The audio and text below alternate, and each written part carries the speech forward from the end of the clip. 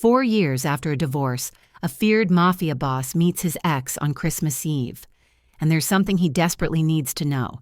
I'm Selena, and I created this story to show how absence and choices can change lives forever. Subscribe to Heart-Woven Tales, and let's dive into this emotional journey together. Paul Vince sat alone in his apartment, the glow of Christmas lights painting streaks across the polished wooden floor. The reflection of the red and gold bulbs shimmered like fractured memories, bouncing off the walls and ceiling, reminding him of moments he had carefully tucked away. Outside, the city moved in a quiet hum, cars sliding over wet asphalt, tires whispering against the slick streets, the occasional horn cutting through the night air. But inside, time felt suspended, trapped in a loop that refused to let go. His gaze fell on his phone, lying on the black marble countertop. The screen was dark, yet he knew what waited there, a name etched into the digital memory of his life, a number he never deleted: Ruba. 4 years had passed since he last dialed it. 4 years of silence, absence, and an ache he could never fully explain. He had moved through those years with precision, with control, building walls around himself, and yet this single string tethered him to a past he pretended did not exist. Paul lifted the phone, fingers brushing against the cold glass. The screen lit up, revealing the simple message he had typed long ago: "When you're ready." A ghost of a conversation that had never been completed, a sentence waiting for a reply that would never come. Or perhaps, one he was too afraid to hear. He touched the keyboard, typing a response he couldn't commit to, then pausing, letting the words die before they could leave him vulnerable. His thumb hovered for another attempt, hesitated, and finally swiped the draft away. The apartment was unusually quiet. The hum of the refrigerator sounded louder than usual, a monotonous drone that seemed to echo his own heartbeat. Shadows stretched along the walls, crawling like slow-moving figures, painting familiar corners with an unfamiliar weight.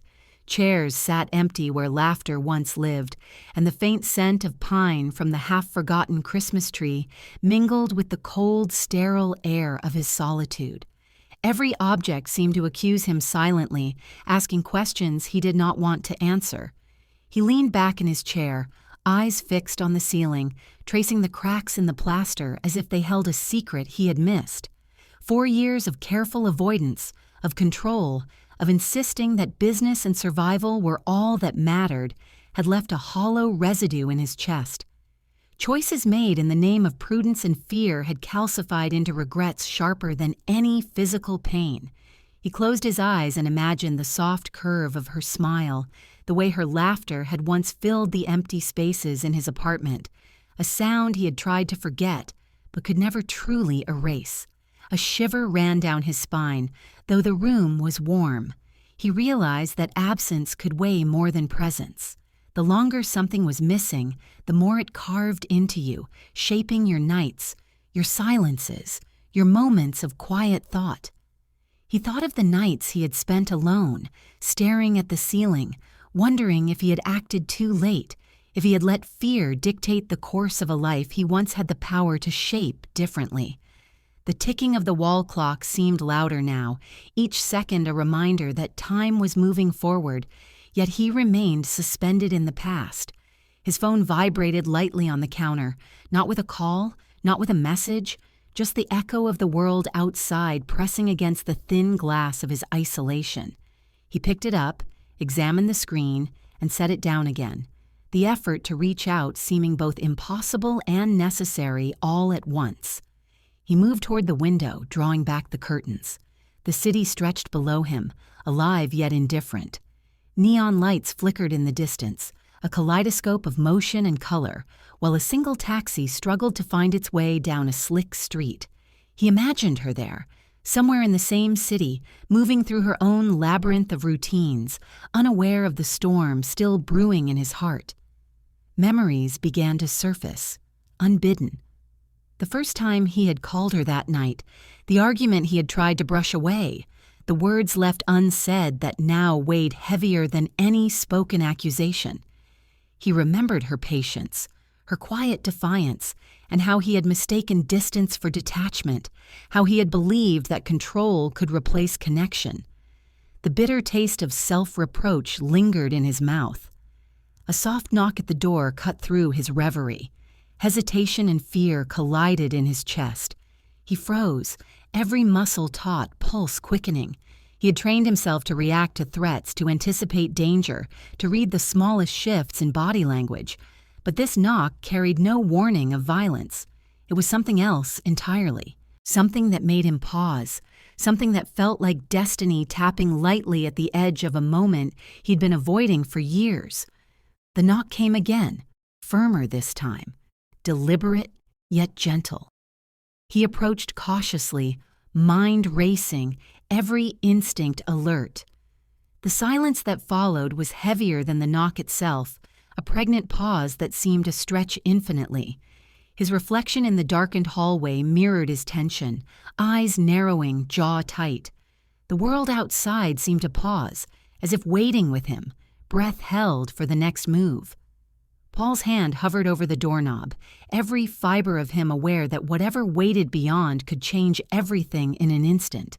His mind spun through possibilities, some terrifying, some painfully familiar. Memories of arguments, quiet departures, and whispered promises all collided with a single fear, that he could no longer run from the truth. He turned the knob slowly, each twist echoing like a warning. The door creaked open, and a shadowy figure stood there, backlit by the faint glow of the hallway. Recognition hit him like ice, sharp and immediate. A pulse of memory, of longing, of loss, shot through him. His breath caught, and for a moment he could do nothing but stare. Words lodged in his throat. Apologies, questions, confessions, they all clashed in a chaotic storm inside him, none finding a path to escape. The air between them was taut, vibrating with years of silence, absence, and unspoken emotion. He realized in that instant how fragile control was, how easily it could crumble in the presence of the past. Her gaze met his, steady and unwavering, and the world outside, the traffic, the lights, the night, faded into irrelevance. For a fleeting moment, time contracted, holding both of them suspended, balanced between what had been and what could never be, reclaimed. The knock at the door was now replaced by the silence of expectation. He wanted to speak, to move, to reach out, but hesitation rooted him to the spot. Every second stretched, each one carrying the weight of 4 years, of choices unmade, of words unsaid. A single exhale broke the tension, though neither moved. It was a subtle shift, barely perceptible, yet it carried the promise of change. The city outside continued its restless motion, oblivious to the intimate reckoning taking place above its streets. Paul's fingers brushed the edge of the door, almost an instinctive gesture, almost a retreat. The past and present collided, memories of laughter, absence, and longing mixing with the cold reality of the moment. He understood, in the quietest part of his mind, that life was about to pivot, that the next heartbeat could mark the end of an era or the beginning of a reckoning he had long avoided. Another knock, or was it the same one, repeated in the echo of anticipation, resonated through the apartment. The sound made his heartbeat quicken, a drum of warning and wonder intertwined. He realized that the simple act of presence, of crossing a threshold, had the power to unravel years of carefully constructed armor. And yet, even as he stood there, frozen, torn between fear and desire, he knew one truth with absolute clarity. Some numbers are never just digits, some messages never just words, and some doors, once opened, alter the course of everything that follows. The door closed behind him with a soft click, leaving the faint echo of his heartbeat still vibrating against the walls of the apartment. Yet even with the door shut, the presence of what had been, or what might have been, lingered in the air like a stubborn perfume.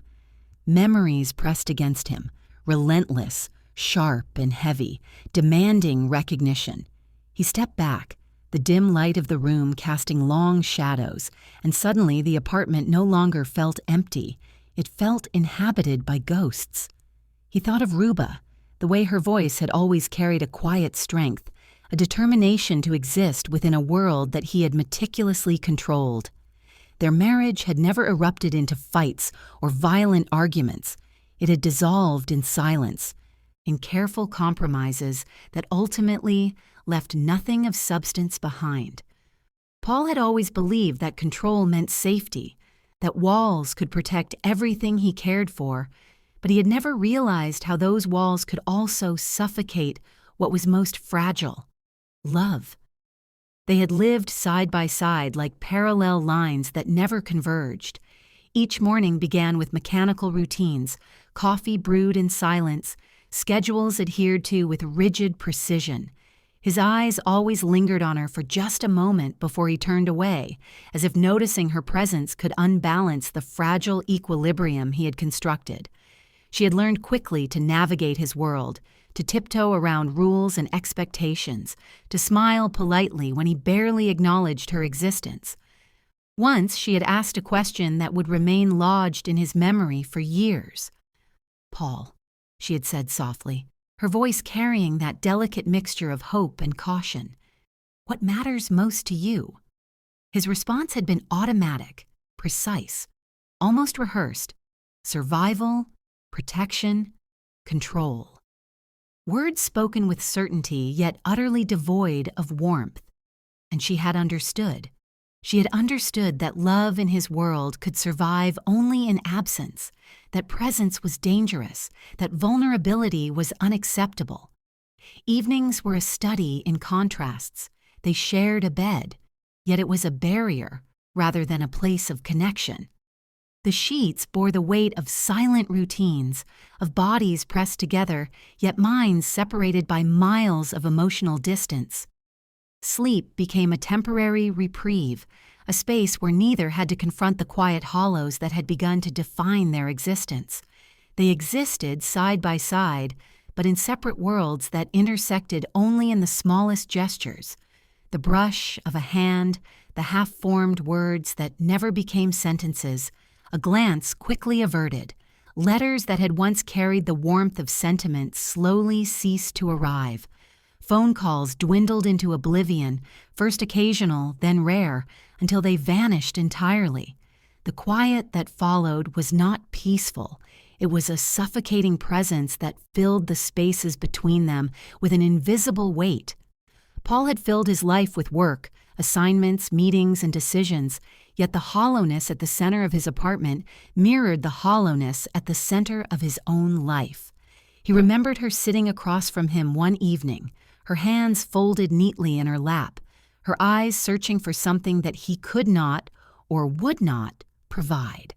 He had been focused on numbers, strategies, risks, and outcomes, yet in that brief moment he had glimpsed the fragility of the life he was eroding. She did not speak of leaving, not yet. She simply existed, waiting, testing, silently measuring the distance between them, knowing it would one day stretch too far. Conversations became calculated exercises in politeness. Topics were chosen and discarded with care. Anything that hinted at vulnerability was avoided. He spoke in facts, in logistics, in plans. She responded with restraint, her own words carefully measured. And yet beneath the veneer of civility, tension simmered, unacknowledged, growing in strength. Neither wanted confrontation, yet both were painfully aware of the inevitable fracture. The nights were worse than the days. Shadows lengthened across the walls, creeping like fingers over objects that once held meaning. Paul would lie awake, listening to the faint creaks of the apartment, to the distant hum of traffic, and wonder if he had made mistakes beyond repair. He would think of her smile, her laughter, the softness of her voice, and feel an ache that no power or control could soothe. She, in turn, felt the isolation pressing against her ribs, a weight of absence wrapped in a body that was no longer hers to protect. Over time, the routines became unbearable. Each morning's mechanical motion, each evening's hollow ritual, each meal shared in silence reinforced the distance between them. Letters that once expressed longing and care were replaced by blank pages. Phone calls that once carried voice and warmth became non-existent, until the air itself seemed to swallow the remnants of connection. Every gesture, every glance, every half-smile carried the silent accusation of a love that had been neglected. And then came the night that altered everything. No argument, no confrontation, just a quiet, deliberate departure. She packed a single suitcase, each item chosen with precision, each motion measured and deliberate. Paul, engrossed in a meeting of his own making, failed to notice the subtle cues, the quiet movements, the absence building like a tide behind closed doors. By the time he realized, she'd already crossed the threshold of their shared life. Her departure was without drama, without accusation, without loud declarations. It was the softest possible fracture, yet it reverberated louder than any fight ever could. The echo of her absence lingered in the apartment, settling in corners, filling empty spaces with its weight. Paul returned to an apartment that seemed colder, darker, more oppressive than it had ever been. The faint scent of her presence still clung to the air, haunting him, reminding him that silence could speak louder than words. He wandered from room to room, touching objects that once held shared meaning, feeling the emptiness press against him.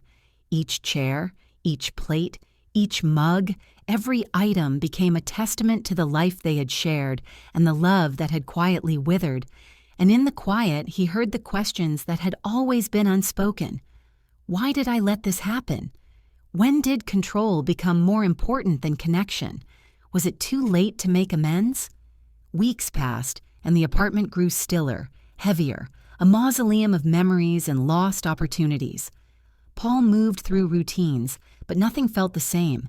The absence of her laughter, the lack of her voice, the emptiness of shared spaces became an ever-present weight. Sleep became restless, thoughts intrusive, memories unbearable. He realized that love was not just about protection. It required presence, engagement, vulnerability, things he had consistently refused to offer. Yet despite the pain, despite the silence, there were moments that teased the possibility of what could have been. A scent caught in the air, a shadow at the corner of the street, a flicker of memory that brought a smile and a pang simultaneously. And in those moments, Paul understood that absence was more than empty space. It was a living, breathing force that shaped every day, every decision, every heartbeat. He walked past the bedroom where they had once lain side by side, eyes closed in separate worlds. He ran his fingers along the edge of the bed, imagining the conversations they could have had, the confessions they could have shared. Every lost word, every untaken chance, every moment left unclaimed, pressed against him with relentless insistence. And in the deepest part of his heart, he knew the truth. The end had been quiet, almost imperceptible, but its consequences were profound. It was a reminder that love ignored, love deferred, love left unattended could not endure. Control, survival, and protection could not substitute for the presence and care she had once demanded. The night she left became a haunting in his mind, replayed endlessly, each iteration sharper than the last. The quiet of the apartment, the absence of conversation, the emptiness of the bed. They all reminded him that some losses could not be reclaimed, that some departures left traces that no effort could erase. He sat in the dark, staring at the faint light of the Christmas bulbs from the previous year still reflected on the floor, and realized that some chapters ended not with fireworks, but with silence. And yet, even in that silence, the questions lingered, sharp and unrelenting. Could I have done differently? Was there a way to undo the damage? Or was this the inevitable consequence of the choices I made? The apartment felt colder that night, though the heater hummed steadily in the corner. Shadows stretched further than usual, leaning across walls that had once held the soft echoes of conversation, of laughter, of intimacy. Paul sat at his desk, papers scattered around him like fragments of a life he no longer fully controlled. The meeting he was attending demanded every ounce of his focus, every fragment of his calculated precision. Yet even amidst numbers, contracts, and schedules, a call came through, piercing the edge of his awareness. It was the doctor's number, one he had long memorized but preferred not to dial. He glimpsed it briefly, a flicker of recognition that could have shifted the course of the evening and then pushed it aside. "I'm busy," he muttered under his breath, more to himself than anyone else. The meeting continued, voices overlapping, strategies debated, but he no longer truly heard the discussion. His mind had wandered to Ruba, to the silent tension that had grown like an unyielding vine, and to the call he had chosen to ignore. Later, when the moment could no longer be postponed, he spoke to her over the phone, his tone hollow, practiced. "I was busy." It was a phrase devoid of warmth, yet meant to protect him from the confrontation he feared. Her response, or rather her silence, spoke volumes. It was louder than any anger he had faced, louder than any accusation. It carried a weight he could not measure, a question he had no answer for. Why did you choose absence over presence? Timing had always governed Paul's world. Every action, every decision, every movement was calculated to ensure survival, to minimize risk, to maintain control. He had spent years mastering the delicate balance of power, influence, and fear. Yet love operated on a different scale. Love required presence, demanded attention, and punished neglect with a precision that no planning could counter. And he had ignored it. That night, Ruba left the apartment. She moved quietly, deliberately, each step measured and purposeful. There was no shouting, no confrontation, no declaration of grievance, just a suitcase packed with care, a coat draped over her arm, and a departure that left the apartment heavier than any argument could have. Paul's eyes tracked her movements, a mix of disbelief and shock, freezing him in place. He wanted to follow, to call her back, to demand an explanation, yet some invisible weight held him rooted. Control had anchored him, and indecision had seized the rest. By the time he finally reached for his phone, the moment had passed. She was gone. The streets outside the apartment were empty, save for the faint hum of distant traffic. The realization settled over him like a shroud. Absence had dismantled more than confrontation ever could. It had stripped him of options, left him exposed to regret, and forced him to face the consequences of delayed action. He sank into his chair, fingers gripping the edge of the desk, knuckles white. His mind replayed the scene over and over, her movements, the precise placement of her suitcase, the subtle final glance she had cast over her shoulder. He could see it all as clearly as if it had just happened, yet he could not reach her, could not undo the choice she had made, could not reverse the clock. Each passing moment etched the absence deeper into his consciousness. He thought of every conversation they had never had, every apology never spoken, every vulnerability never shared. He realized that some decisions, once made, could not be undone. Yet their repercussions haunted the quiet corners of his life, whispering insistently every night, reminding him of his own failures. Paul's mind wandered to the myriad reasons he had chosen work over love, control over connection, business deals, power struggles, unseen dangers, the constant pressure of survival. They had all seemed urgent, all-consuming. And yet, in the aftermath of her departure, he understood the cost. The urgency of work could not replace the need for presence. Survival without connection was a hollow achievement, a victory devoid of meaning. He remembered the subtle signs he had missed, the fleeting moments when she had sought attention, when her eyes had lingered a little longer, when her hands had brushed against his with quiet expectation. He had been blind, lost in the rhythm of control, deaf to the unspoken pleas for acknowledgement. And now, silence reigned where conversation had once struggled to exist. The apartment seemed to close in around him, walls pressed with memories, ceilings loomed with shadows of decisions long made, and the air was thick with the residue of absence. Even the faint hum of the refrigerator sounded like accusation. Every object, every corner, every photograph became a reminder of the distance he had allowed to grow. He walked from room to room, touching surfaces lightly, as if by doing so, he could summon her presence back into the space. Each step was heavy, deliberate, filled with attention he had never known before. The faint flicker of a streetlight through the curtains illuminated dust motes dancing in the air, a quiet reflection of his restless mind. Hours passed, or perhaps minutes.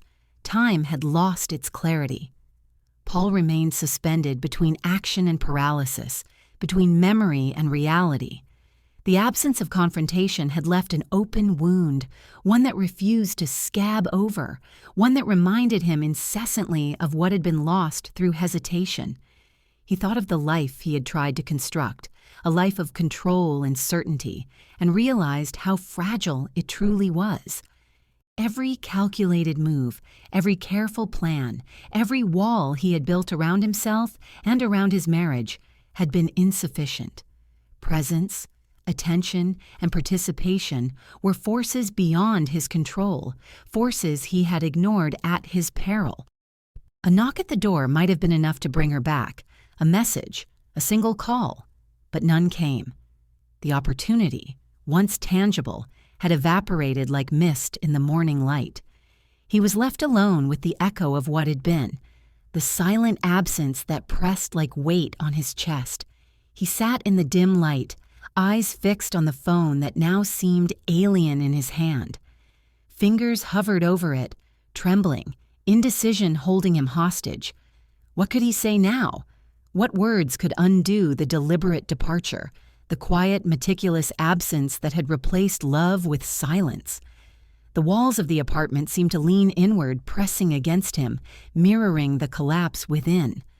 The clock ticked relentlessly, marking moments of inaction, each tick a reminder that life moves forward whether one is ready or not.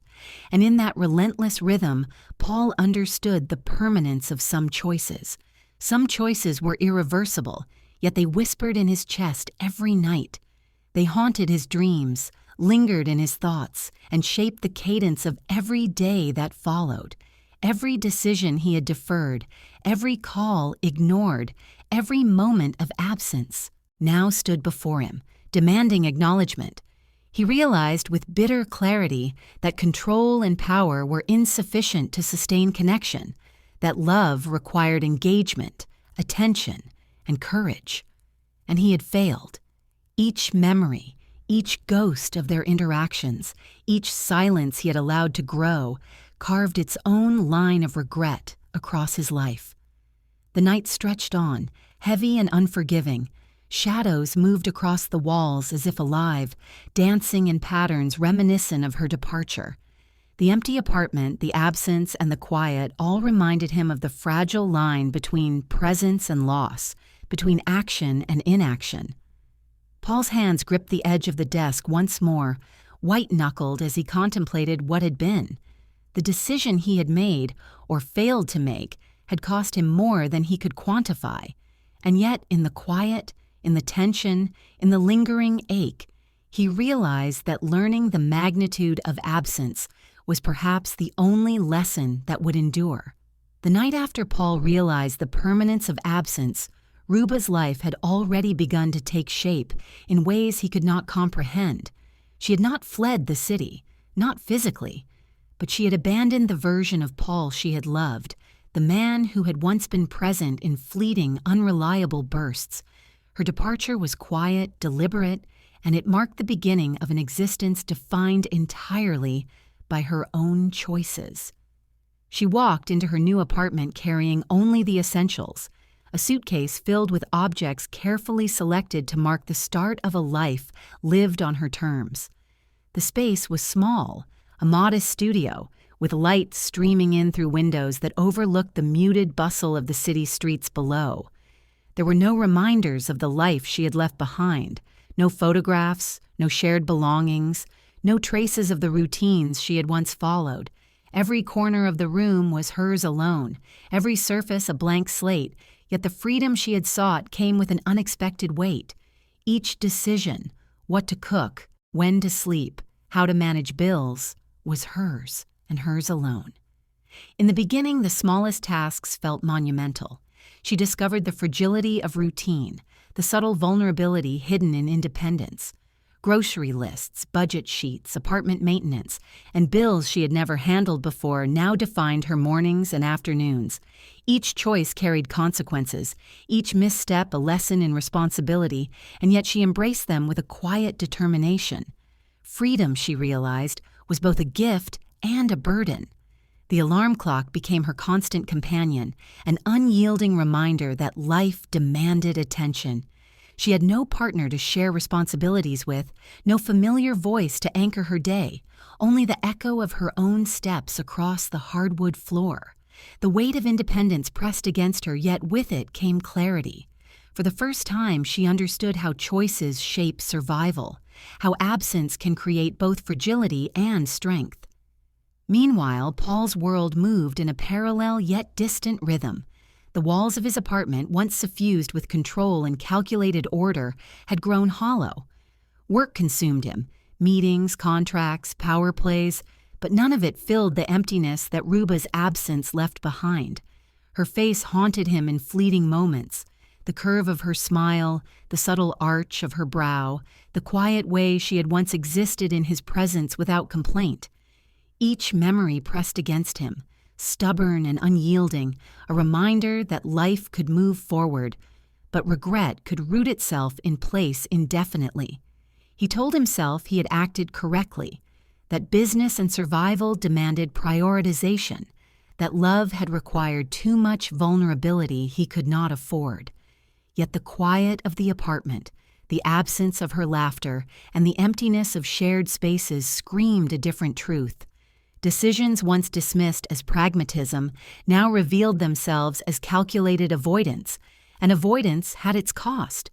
Ruba, in her new space, had begun the slow, meticulous work of reconstructing her life. Every morning she made the bed, cooked breakfast, and planned her day. Each task was deliberate, each action a small assertion of control over the chaos that life had once imposed on her. The hum of the refrigerator, the distant noise of traffic, and the faint aroma of coffee all became markers of a life reclaimed, a rhythm she owned entirely. And yet, even in her independence, fragments of the past surfaced unbidden. A melody playing faintly from a neighbor's radio reminded her of shared mornings with Paul. A scent of bread from a nearby bakery brought back the faintest memory of his presence, the faint brush of hands, the unspoken words that had lingered in their apartment. These moments caused a tug of curiosity, a prickle of fear, and a sharp awareness that the past had not fully released its grip. One evening, as she navigated her new routine, the subtle chime of a bakery bell reached her ears. It was familiar, too familiar. Her steps faltered as she turned instinctively toward the sound, heart tightening. She was careful, cautious, yet drawn by a force she could not explain. The scent of fresh bread and coffee hung in the air, warm and inviting, yet her pulse raced with suspicion. It could be coincidence, yet instinct whispered otherwise. Paul, across the city, continued to work late into the night.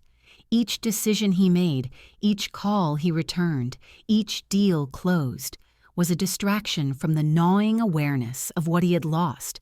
His apartment remained a monument to absence, every surface a silent reminder of the life that had departed. He imagined her thriving in independence, navigating her own world with competence and grace, and a pang of something unfamiliar pierced him: humility. Ruba's apartment became a fortress and a sanctuary simultaneously. She organized every item, labeled every drawer, and managed every financial decision with diligence. The daily routines that once seemed mundane now carried meaning. Each morning she greeted the day with a deliberate pace, mapping out priorities, balancing necessities, and discovering strengths she had never recognized in herself. Each accomplishment was quietly monumental because it had been claimed without reliance on anyone else. Yet independence was not without its shadows. Solitude carried echoes of past conversations, memories of arguments unresolved, apologies never offered, and words unspoken. Even the simple act of cooking or sorting laundry became infused with recollection. She would catch herself imagining what Paul might think of a choice she made, or recalling the look on his face when she had questioned his priorities. Each recollection was a subtle sting, a reminder that life is rarely unburdened by history. She began to notice subtle patterns in the city that reminded her of him: the reflection of streetlights on wet pavement, the soft hum of car engines in the night, the distant laughter from cafes she once frequented with him. These markers did not frighten her entirely, but they carried an awareness that her past had not fully released her. Life could move forward, yet the shadows of what was lost lingered, shaping her perceptions, guiding her caution, sharpening her instincts. One evening, as the bakery bell chimed again, Ruba paused at the threshold of her apartment building, curiosity warring with self-preservation. The memory of Paul's presence, the weight of the shared past, and the pull of unresolved questions tugged at her attention. Was it merely coincidence, or was something more imminent, something about to pierce the carefully constructed bubble of her independence? The air seemed charged, the faint murmur of the city below pressing against her consciousness. Each step she took toward the bakery was measured, cautious, yet propelled by a curiosity she could not ignore.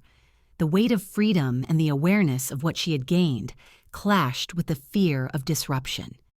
Each heartbeat resonated, a reminder that even the most deliberate lives could be shaken in an instant by the unexpected.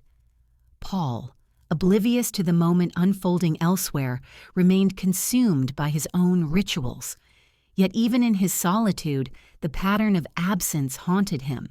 The silence of the apartment, the untouched coffee cups, the faint scent of pine from a neglected Christmas tree, all were markers of a life in suspension. And as he navigated the final hours of the night, he felt the unshakable certainty that some truth was approaching, arriving in a subtle, unassuming way that would demand acknowledgement. Ruba, moving through her newly claimed space, paused again as the bakery bell jingled. She felt the tension coil in her chest, a mixture of fear, anticipation, and something she could not yet name. Every decision she had made, every assertion of independence, every step toward reclaiming her life seemed to converge in this moment. And for the first time, the past and present felt dangerously close, almost colliding, with consequences yet unknown. The night stretched, the city hummed, and Ruba took a breath that was heavy with unspoken possibility. Each detail of her life, the routines she had built, the independence she had claimed, the careful boundaries she maintained, felt fragile, precarious, and full of promise simultaneously. And in that fragile space, the quiet tension built, hinting at the collision of worlds that neither she nor Paul could entirely anticipate. 4 years had passed, yet the memory of absence lingered as if etched into the fabric of their lives. The city had changed, streets lined with new lights, shops adorned with holiday decorations, and the crisp winter air carrying scents that evoked fleeting nostalgia. Yet despite the motion around them, some things remained suspended in time. For Paul, Vince, and Ruba, Christmas Eve had become less about celebration and more about reckoning, the invisible weight of years pressing against each heartbeat. Ruba moved cautiously through, the narrow streets leading to the bakery she frequented now. Her steps were deliberate, measured, each one a small assertion of independence, honed over years of quiet resilience. She had learned to navigate life without relying on anyone, Yet there was a subtle awareness that moments of coincidence or fate could intrude upon even the most carefully constructed routines. The familiar aroma of coffee and freshly baked bread drew her closer, tugging at both memory and instinct. Paul, unaware of the exact location she had chosen, walked the city streets at the same hour, his routine finally intersecting with hers. The world around him moved with festive cheer, but he felt detached, insulated by regret and the shadows of choices made too late.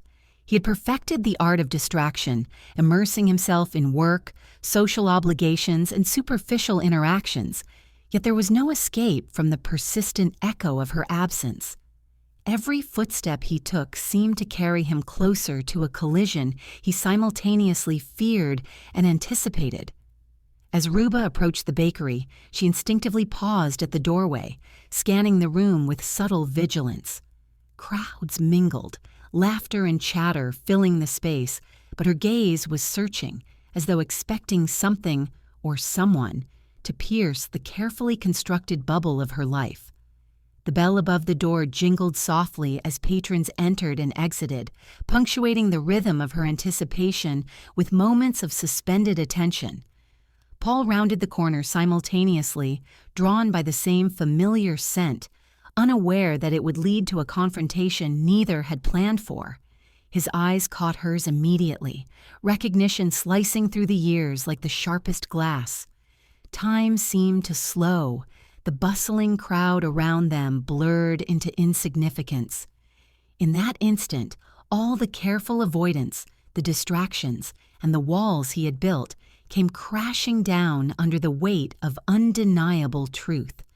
For a heartbeat, neither moved. Words, explanations, apologies, everything he had rehearsed in his mind over years of silence, lodged in his throat, refusing to emerge. He wanted to reach out to bridge the chasm of absence that had stretched endlessly, yet fear, hesitation, and the weight of 4 years pressed against his chest, rooting him in place. The memory of missed opportunities, unspoken confessions, and failures of presence amplified his paralysis.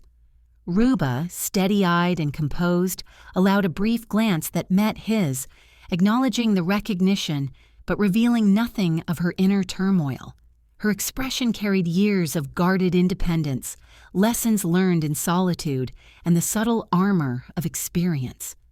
She returned to her coffee as if nothing had occurred, but every movement was calculated, measured to maintain control over a moment charged with invisible tension. The air between them vibrated thick with unspoken acknowledgement. Time stretched, elastic and unforgiving, amplifying the gravity of shared history. The crowd around them continued unaware, moving, laughing, breathing, while the two of them existed in a suspended reality, balanced between the past and the uncertain present. The memory of their shared lives, the quiet dissolution of a marriage, and the lingering ache of absence converged into a weight almost tangible.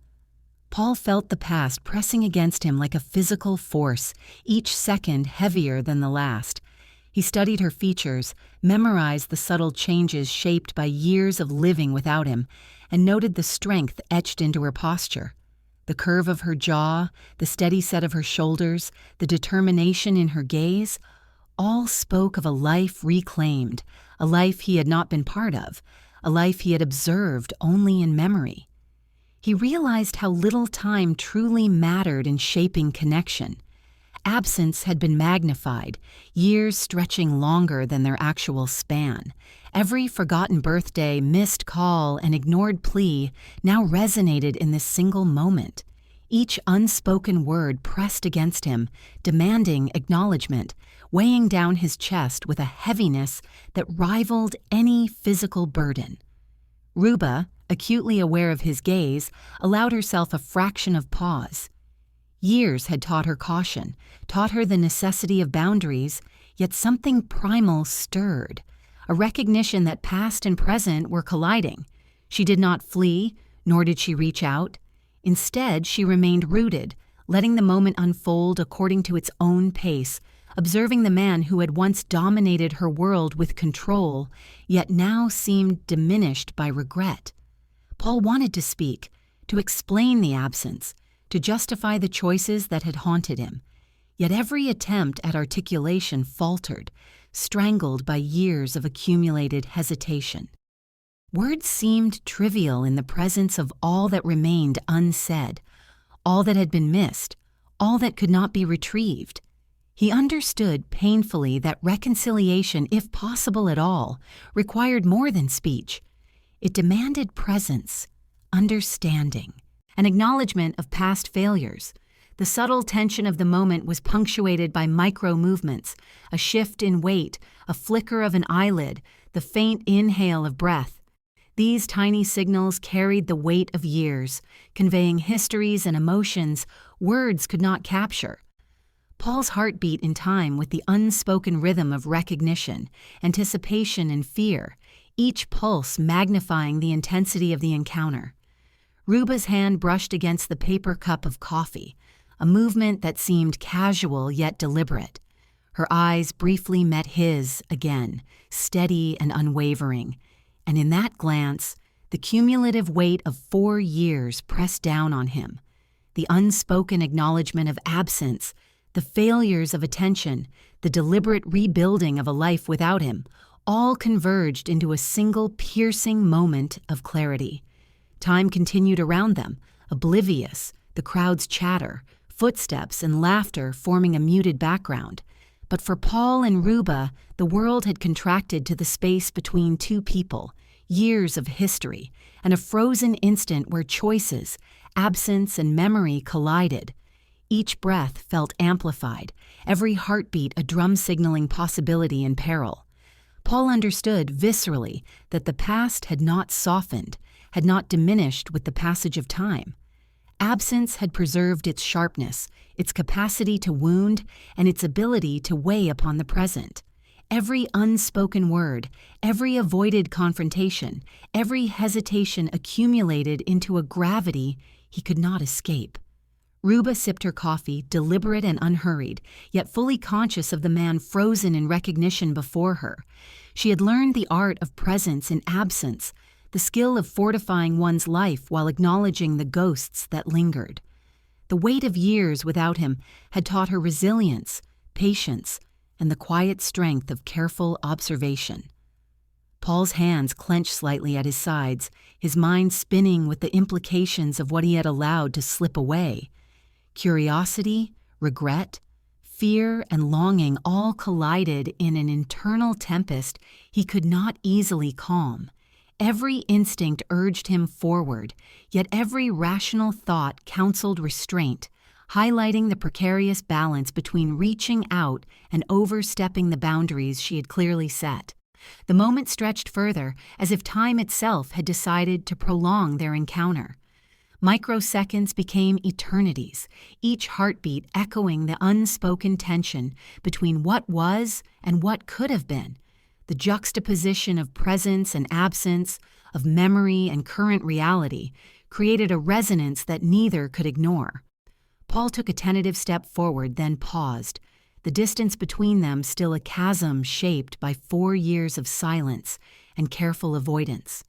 He wanted to speak, to bridge the gap, to reclaim even a fragment of connection, but hesitation anchored him, each second threatening to solidify the separation into permanence.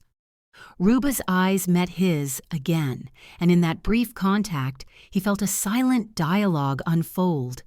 Recognition, acknowledgement, and understanding flowed without words. The past had shaped them, absence had hardened them, and yet the possibility of presence now shimmered delicately at the edges of perception. The bell above the bakery door jingled faintly as a customer left, a subtle intrusion into the suspended reality between them. It was a small, seemingly inconsequential sound, yet in that moment it felt like a pulse signaling that the encounter could shift in any direction, that the next step, or lack thereof, would carry consequences far beyond the present instant.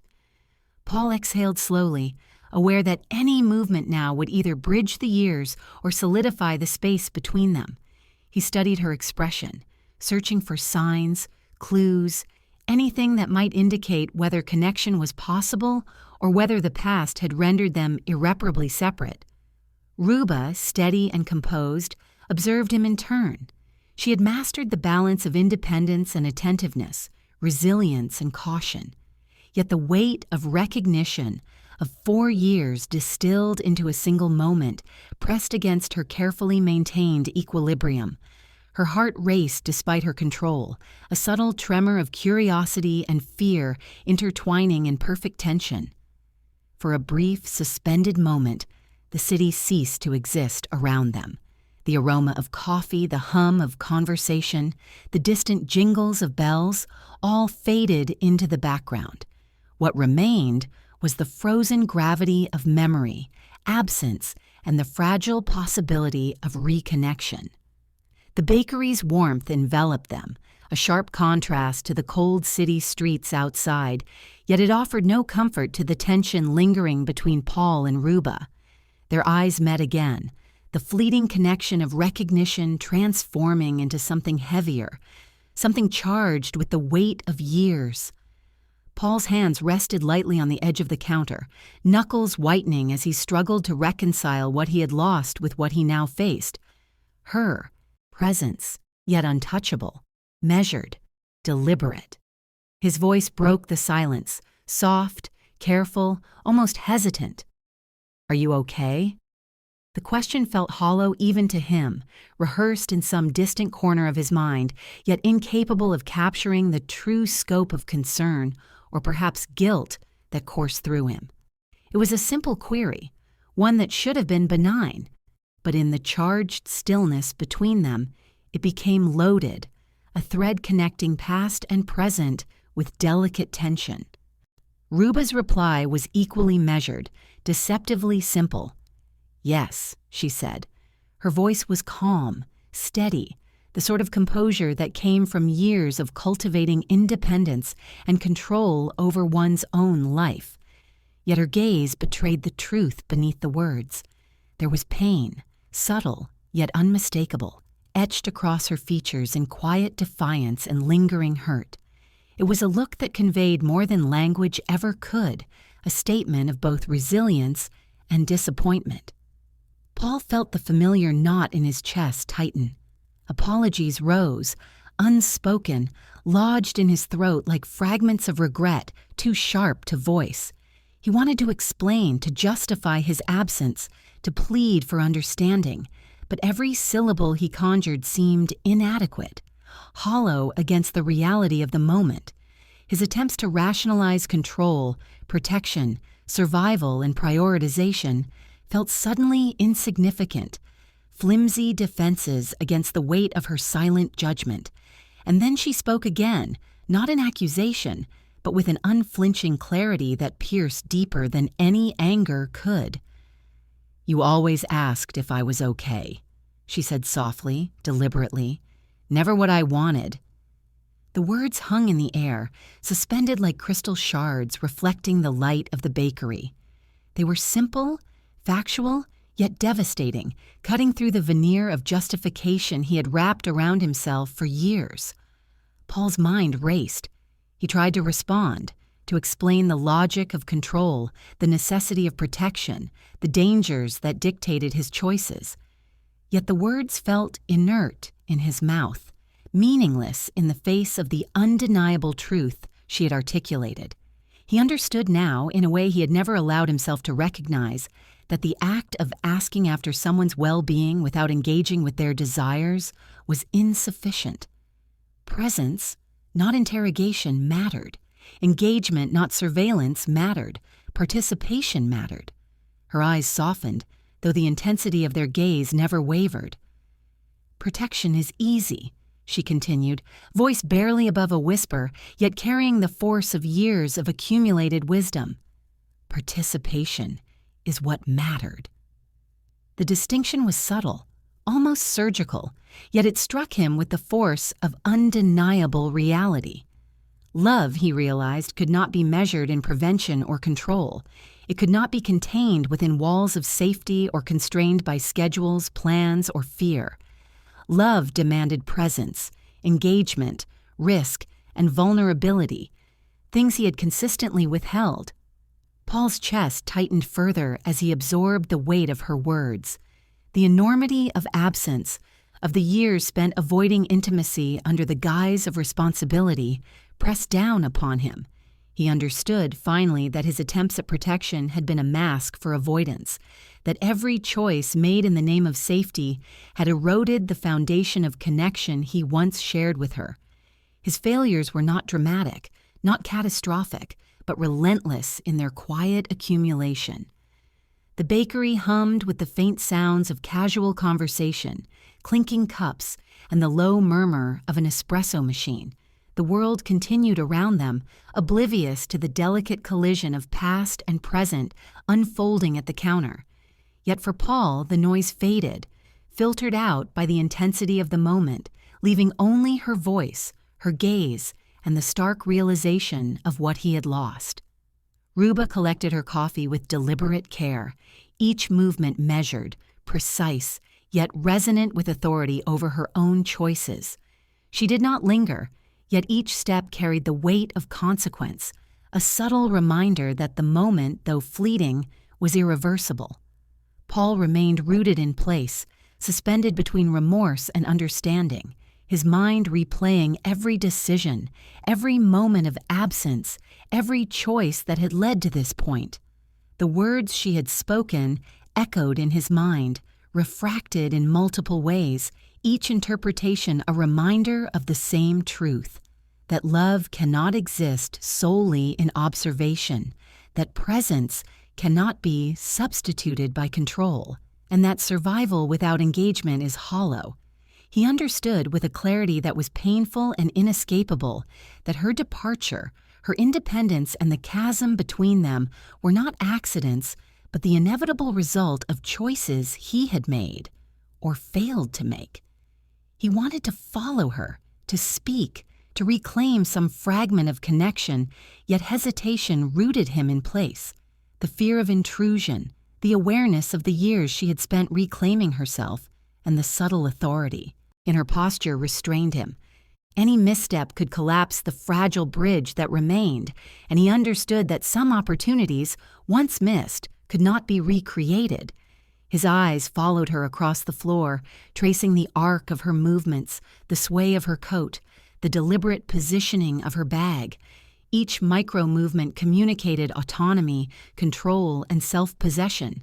Every detail reminded him of the life she had built without him, the independence she had forged in the absence he had created. He was an observer now, powerless to influence, witness to consequences he had long ignored. The subtle sounds of the bakery, the hiss of the espresso machine, the soft footsteps of other patrons, the clinking of cups, formed a background to the tension that vibrated between them. It was a symphony of ordinary life, yet to Paul, it felt almost surreal, a juxtaposition between mundane reality and the extraordinary gravity of the encounter. He thought of the years that had passed, of the absence he had allowed to grow, of the countless micro-decisions he had made in the name of control, and he understood painfully that protection without engagement is a hollow victory, a failure disguised as success. He had survived, yes, but at what cost? Every absence, every hesitation, every choice to prioritize control over presence had been a nail in the coffin of their connection. Ruba's gaze never wavered from his, yet it was free of accusation, free of overt anger.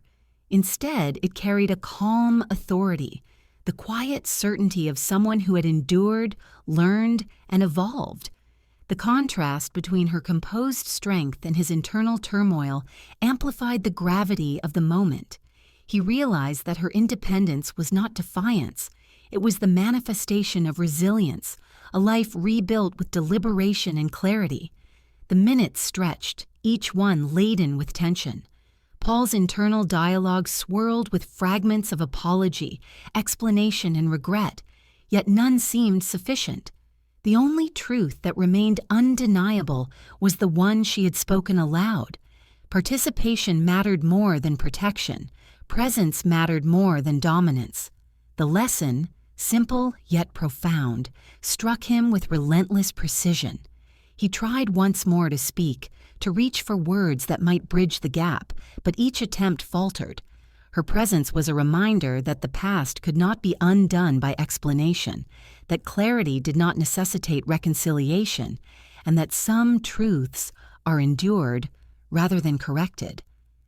The weight of 4 years, compounded by absence, hung between them like a tangible force, shaping every thought, every heartbeat, every breath.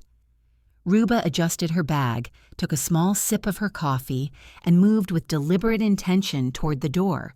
Each step was purposeful, each micro-movement signaling autonomy and resolve. Paul remained suspended, aware that the moment was fleeting, that the intersection of past and present was both a gift and a warning. He understood that the next heartbeat could either create an opening or solidify the distance forever. The bell above the door jingled as she exited, leaving Paul alone with the silence, the aroma of coffee, and the echoes of her words. Participation is what mattered. The phrase reverberated in his mind, persistent, haunting, and impossibly precise. It crystallized the failures of his past choices, the insufficiency of control, and the unavoidable truth that love is lived in presence, not in observation. Paul sank into the nearest chair, the reality of absence pressing down like a physical weight. He traced the edges of the counter with his fingertips, eyes fixed on the doorway she had just passed through, aware that some moments, once ended, could never be retrieved. Every heartbeat reminded him of opportunity lost. Every breath whispered the lesson she had delivered. Every thought returned to the unalterable truth. Presence, engagement, participation. These were the currencies of love, and he had squandered them. The bell above the bakery door had barely settled from her exit when Paul finally found his voice, strained and tight, cutting through the lingering hum of the city around them. If I had been different. The words stumbled, heavy with years of regret, suspended in the air as though waiting for her to respond, waiting for a miracle he no longer believed in. Each syllable carried the weight of every moment he had missed, every choice deferred, every instance of absence that had shaped the distance between them. Ruba paused mid-step, the familiar rhythm of her independence momentarily disrupted by the sound of his voice. She turned slightly, not fully, maintaining control over her movements, her posture a testament to the life she had painstakingly rebuilt. Her gaze met his, calm yet resolute, eyes steady and unyielding, a quiet declaration that the past could not be rewritten. Her voice, when it came, was measured, unhurried, yet imbued with a weight that demanded acknowledgement. "You were right for you," she said, each word deliberate, "not for me." The clarity of her statement cut through the fog of his guilt, sharper than any accusation could have been. It was not meant to wound, but to clarify, to present the unadorned truth. It was a mirror held to the years he had lived in avoidance, reflecting the reality that his choices had shaped the outcome, that absence, not fate, not circumstance, had been the silent architect of their separation. Paul felt the words strike with precise force.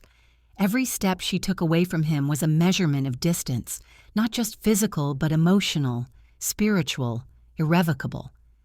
The crowd around them blurred, the sounds of chatter and coffee machines fading into insignificance as he followed her with his gaze.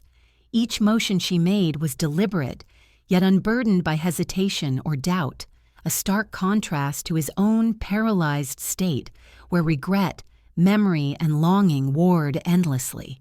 He tried to speak again, to call out, to bridge the unbridgeable, but the words lodged once more in his throat. Years of avoidance had left him with silence, and now silence was all that remained. He understood with a painful clarity that her departure was not punishment, but consequence. Each step she took was a testament to her choices, to her reclaiming of self, to the life she had constructed without him, and to the truth he had ignored for far too long. The realization settled into him gradually, inexorably.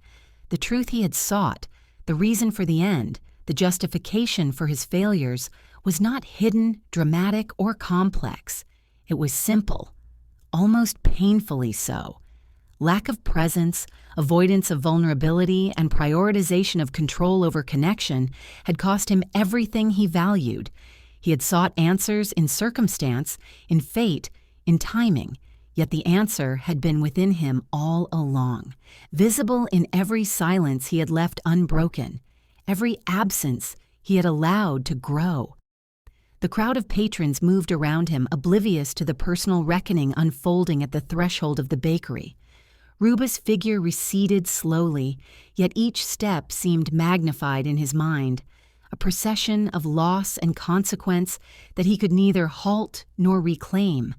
Every detail, the sway of her coat, the subtle rhythm of her walk, the measured tilt of her head, imprinted itself on his consciousness, a permanent record of what had been forfeited by inaction. He thought of the years, the opportunities, the conversations he had neglected, the moments that had seemed insignificant at the time, the unasked questions, the unshared decisions, the passive avoidance of engagement were now revealed in stark clarity as the foundation of absence. His life had been meticulously ordered, every external variable controlled, yet the one essential element, presence, had been neglected, and the cost was incalculable. Paul remained rooted as she disappeared further into the crowd, the distance between them growing both physically and metaphorically. The familiar city streets, once bustling with the comfort of routine and power, now felt alien, hollow, and echoing. Every corner seemed to whisper reminders of her absence. Every reflection of light on glass and water mirrored the void left by choices he could no longer undo. He understood at last that no apology could bridge the gap. No words, no gestures, no explanations could reclaim the time, presence, or connection that had been lost. The truth she had spoken, calm yet piercing, was a permanent marker on the narrative of their lives. Presence had mattered, participation had mattered, engagement had mattered, and he had failed to offer any of them consistently, choosing instead to protect, control, and survive in isolation. The realization was both a burden and a release. He no longer needed to search for external reasons, no longer needed to hope for coincidences or chance reconciliations. The responsibility and the truth rested solely on his shoulders. Every step she had taken, every decision she had made in his absence, was a reflection of the life he could have nurtured but had neglected. Understanding did not equal forgiveness, yet it provided clarity he had never possessed. His chest tightened as he watched the last glimpse of her retreating figure disappear into the city's holiday glow. The crowd swallowed her presence, yet the imprint she left behind remained vivid in every corner of his perception. Memory, regret, and truth coalesced into a singular, unmovable weight. He could no longer alter outcomes, nor could he reclaim the past.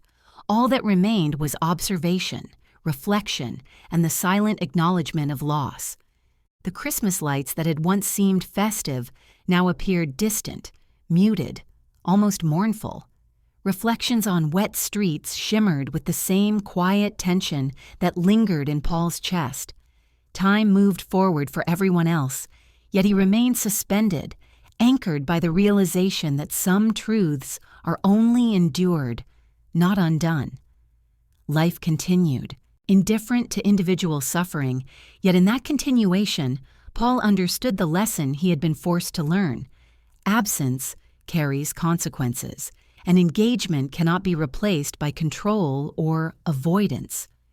He traced the contours of the empty street with his gaze, imagining her path, each step deliberate, each moment asserting autonomy and reclaiming selfhood. Each memory of her, the way she had carried herself, the subtle strength in her voice, the deliberate calm in her departure, resonated like a quiet echo, shaping the understanding that presence, participation, and attention are the pillars of connection. Without them, even the strongest bonds erode, quietly, irrevocably. Paul remained on the sidewalk long after she disappeared, enveloped by the soft hum of the city, the distant laughter of passers-by, and the muted clatter of holiday festivities. The cold air stung against his face, yet it seemed almost welcome, a physical manifestation of the clarity that had finally pierced through the fog of regret. He understood fully that some truths are not meant to be resolved, only recognized, only endured. Each heartbeat carried the lesson with relentless precision. He recalled conversations left unfinished, moments of tenderness left unclaimed, opportunities to connect and engage left squandered. The past, now crystallized in memory and loss, offered no consolation, no reversal, only understanding and the stark reality that absence, once allowed to fester, leaves permanent scars. He turned slowly, walking the streets that now seemed both familiar and alien. The weight of 4 years, compounded by absence, hung over him. Every corner, every shadow, every faint echo of her presence reminded him of what had been lost. The city moved around him, oblivious, indifferent. Yet in his mind, every step became a meditation on the consequences of avoidance, the cost of disengagement, and the necessity of presence. Paul understood in the quiet aftermath that life had offered him a lesson far more enduring than any victory or survival tactic he had mastered. Love is not controlled, managed, or protected. It is lived, shared, and actively engaged with every moment of presence. And he had failed. The realization was absolute, undeniable, and unavoidable. Even as the night deepened and the city glowed with festive lights, Paul remained alone, suspended between memory, regret, and recognition. The lesson was clear, etched into his consciousness. Absence cannot be undone, only endured. And in that enduring, in that silent acknowledgement, he understood finally, irrevocably, that some truths are permanent, unchangeable, and defining. The streets, the lights, the sounds all faded into a backdrop as he walked slowly, each step deliberate, each breath heavy with the clarity of loss. The city carried on around him, life continuing in rhythm, yet Paul's world had contracted to the space left empty by her absence, shaped entirely by the decisions he had made, or failed to make. And in that quiet, suspended solitude, Paul Vince knew, without question or doubt, that some lessons are not meant to be undone. Some truths are only endured, and some absences leave a permanent imprint on the soul. If this story touched your heart, don't forget to like and share your thoughts in the comments. We'd love to hear your perspective. For more emotional, real-life stories that stay with you long after the last word, subscribe to Heartwoven Tales and hit the bell so you never miss a story that moves your soul. Your support keeps these tales alive, and every view, like, and comment weaves a little more heart into every story we share.